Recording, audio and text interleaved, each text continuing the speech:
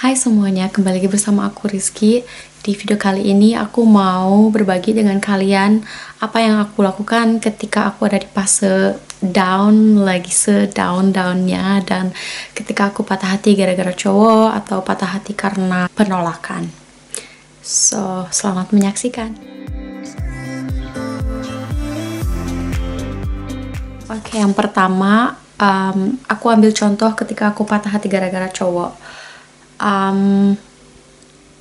Awalnya aku nggak nyangka kayak kenapa gitu, ada apa yang salah sama aku, dan tiba-tiba percaya diri aku juga hilang karena aku ngerasa aku nggak cukup cantik, aku nggak cukup ini itu bla bla bla. Di sana aku belum bisa nerima kenapa, dan pastilah aku diskusi dulu kayak kenapa gitu. Dan apa yang aku lakukan, aku coba untuk menyendiri. Aku nangisin semuanya. Aku nonton Gilmore Girls dan si mamanya bilang katanya kamu harus swallowing, itu penting, swallowing, kayak nonton film nangis sambil nyemil gitu, atau sambil makan, atau sambil ya sama snack gitu. Dan aku ngelakuin itu, dan itu kayak at least aku udah ngeluarin semua emosi itu, dimana aku ngerasa sedih, marah, ini itu. Dan ya setelah aku waktu itu butuh waktu sekitar satu minggu sampai aku siap untuk curhat sama teman aku, atau kadang aku kayak 1 hari 2 hari cukup dan aku siap untuk curhat ke teman aku dan aku diskusi sama teman aku. Maksudnya jangan takut untuk curhat sama orang yang kalian percaya, atau jangan takut untuk minta tolong, kayak minta tolong, hey aku lagi sedih, dateng dong gitu, terus curhat. Dulu aku juga pernah kayak gitu, kayak hey aku lagi sedih, kayak dateng dong. Kayak pas dateng aku bener langsung nangis sama dia dan aku ceritain semuanya ke dia. Dan ya kayak gimana ya, kayak kamu juga dapat inspirasi atau kamu juga dapat opini gitu dari teman kamu. Kayak ini agak refreshing aja gitu mendengarkan opini dari orang lain gitu, selain diri sendiri dan selain menyalahkan diri sendiri gitu. Dan setelah nangis, setelah marah ke diri sendiri, terus cerita ke teman kalian, atau setelah aku curhat sama teman aku dan udah ngerasa agak lega, aku coba kerja sama diri aku sendiri. Aku coba memperbaiki diri aku sendiri, aku coba merefleksi diri sendiri, tapi aku gak nyalahin diri sendiri. Dan itu juga alasan dulu kenapa aku sering offline Instagram, karena aku gak mau ngeliatin ke orang-orang kalau aku tuh lagi vulnerable, atau kalau aku tuh lagi lemah, kalau aku tuh lagi ada di fase lemah. Dan in the end aku kayak posting teks cringe atau quote-quote yang cringe gitu, atau sok-sokan happy, kayak posting banyak selfie kayak aku dulu zaman SMA, zaman SMP, kalau sedih putus sama cowok tuh malah selfie banyak gitu, dan ngeliatin ke semua orang atau ke mantan atau ke orang-orang kalau aku tuh happy, kayak aku tuh orang yang paling happy di dunia gitu. Waktu itu aku nggak lagi kayak gitu, jadi aku lebih menjaga kelemahan aku privat gitu. Dan satu tips penting yang mau aku katakan ke kalian, kalau kalian lagi patah hati, lagi sedih, lagi marah, pokoknya kalian seemosi apapun, coba untuk tidak melampiaskan semuanya ke sosial media, maupun itu Facebook atau Instagram. Sebisa mungkin jangan. Lebih baik kalian bicarakan itu sama teman dekat kalian dan diskusi soal itu, atau ya pokoknya jangan disebar-sebarkan gitu. Atau kalau bisa kalian istirahat dulu dari sosial media, atau kalian offline dulu dari sosial media, dan kalian bekerja sama diri kalian sendiri gitu. Dan kalau kalian udah siap, stabil, baru kalian kembali ke sosial media dengan wajah yang baru. Dan tips dari aku atau yang aku dulu lakukan, kayak coba untuk meditasi, coba untuk journaling, kayak pro sama kontra dari putus itu, dan pro sama kontra si orang itu, cowok itu, atau terus jangan lupa untuk berdoa, atau untuk kalian yang religius, mau itu agama apapun itu kalian coba untuk ya koneksi sama Tuhan kalian dan coba curhat, itu juga nolong banget. Dan aku dulu itu stage yang bener-bener down banget, aku sampai ke psikologi. Dan selama terapi itu aku kayak perlahan-lahan aku menemukan diri aku sendiri, kayak aku tahu aku siapa, kayak aku tahu harga diri aku, kayak seberapa berharganya kamu buat dunia, buat keluarga kamu, buat diri kamu sendiri gitu. Setelah aku mencari jati diri, I would say, atau mengetahui diri sendiri, aku kayak flashback ke masa-masa sebelum aku bertemu sama cowok ini, atau flashback sebelum aku kenal sama orang ini, kayak aktivitas apa yang dulu suka aku lakukan yang membuat aku bahagia. Dan mungkin kalian juga bisa mikir waktu itu sebelum kalian bertemu sama orang ini, mungkin kalian mikir kayak goal pertama kalian dulu tuh apa, atau sesuatu yang ada di bucket list kalian itu apa, atau apakah kalian punya project yang belum selesai gitu, atau kayak pokoknya kalian kembali ke goal yang dulu kalian rencanakan atau impikan gitu. Dan inilah waktunya untuk kalian untuk mencapai goal itu, untuk menjalani goal kalian itu, dan atau untuk memulainya gitu. Di sana kalian pasti termotivasi banget. Mungkin awal-awalnya aku mikir oke, aku mau ngeliatin ke dia kalau aku tuh kuat ini itu, tapi in the end kalian bakal bangga ke diri sendiri sampai kalian mencapai goal ini gitu. Maksudnya in the end itu tuh buat kalian sendiri gitu, kayak bikin diri sendiri bangga, diri sendiri bahagia gitu, dan kalian lebih menghargai diri kalian sendiri gitu. Dan yang penting itu juga musik. Itu musik sangat mengefek pikiran kalian banget deh menurut aku. Dulu aku sering kayak lihat-lihat playlist di YouTube. Untuk kalian yang nggak punya Spotify atau bukan member Spotify, jangan khawatir, karena aku juga dulu sering kayak cari-cari playlist di YouTube, kayak mood booster playlist, atau kayak main character playlist, atau kayak morning mood playlist. Pokoknya kalian tulis kayak mood kalian itu apa, dan sebisa mungkin jangan lagu-lagu yang sedih. Pokoknya lagu-lagu yang bisa bikin kalian nari, yang bisa yang memotivasi lah gitu. Dulu aku juga kayak gitu. Dan aku dulu sering denger kayak girl boss playlist, atau kayak it girl playlist, that girl playlist, kayak yang bener-bener empowering feminin kalian, atau aura kalian gitu, atau apa gitu.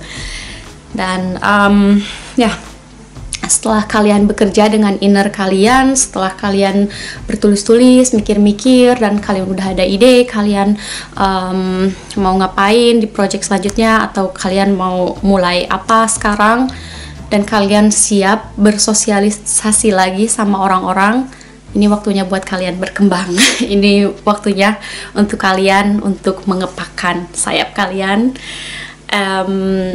Kayak dulu aku lebih aktif di ballet, as I told you, atau seperti yang aku bilang. Dan aku ikutan klub kayak Meet Friends in Hamburg ketika aku di Hamburg itu.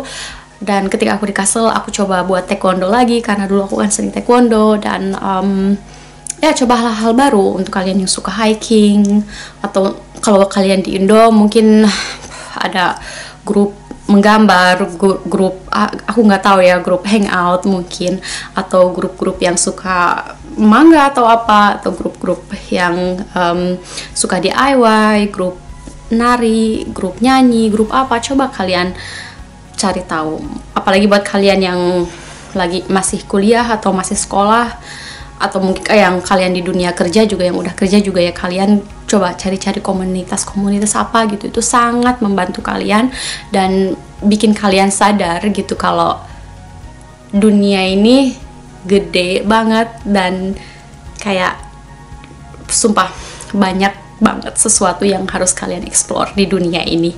Lebih baik daripada kalian cuma di rumah mikirin putus, mikirin penolakan, mikirin how hard life is, kayak mikirin hidup yang mikirin hidup yang susah gitu. Dan ya, setelah inner work kalian atau setelah kalian bekerja dengan kecantikan di dalam kalian, saatnya untuk bekerja kecantikan di luar atau dengan tubuh kalian. Contohnya kalian mulai workout, atau kalian mulai lari, mulai yoga di rumah, mulai workout di rumah, kalian mulai jaga apa yang kalian makan, kalian kayak makan lebih teratur, lebih sehat, dan mulai banyak air minum.